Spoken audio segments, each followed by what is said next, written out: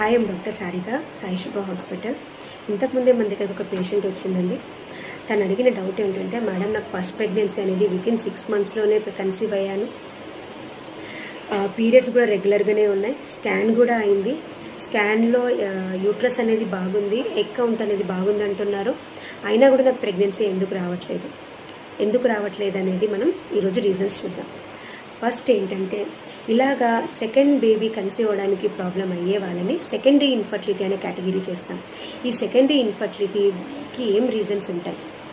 First ఏంటంటే PCOD అనే condition. ఈ పీసీఓడి అనేది ఫస్ట్ ప్రైమరీ వాళ్ళకి కాకుండా మిడిల్ ఏజ్ అంటే ఎనీ ఏజ్ గ్రూప్లో కూడా ఈ పీసీఓడి అనేది వస్తుంది. సో పీసీఓడి అనేది హార్మోనల్ ఇంబ్యాలెన్స్.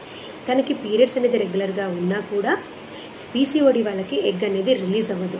ఇలాంటి వాళ్ళని యానోవులేషన్ అని అంటాం. నెక్స్ట్ ఏంటంటే క్రానిక్ వైట్ డిశ్చార్జ్.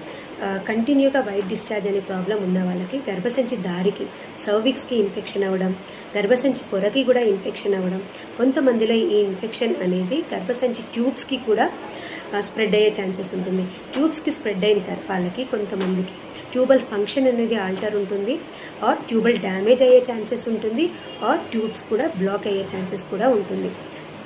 అలాగే కొంతమందికి థైరాయిడ్ ప్రాబ్లం రావచ్చు, ప్రొలాక్టిన్ హార్మోనల్ ఇంబ్యాలెన్స్ కావచ్చు.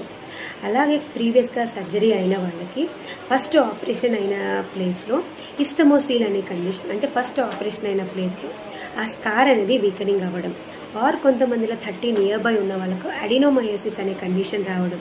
సో ఈ అడినోమయోసిస్ ఏంటంటే గర్భసంచి అనేది బల్కీగా అయిపోయి ఎంబ్రియో అనేది ఇంప్లాంటేషన్ అనేది అతకకుండా జరుగుతుంది.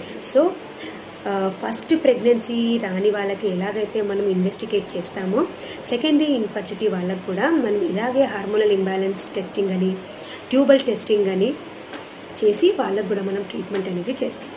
Thank you.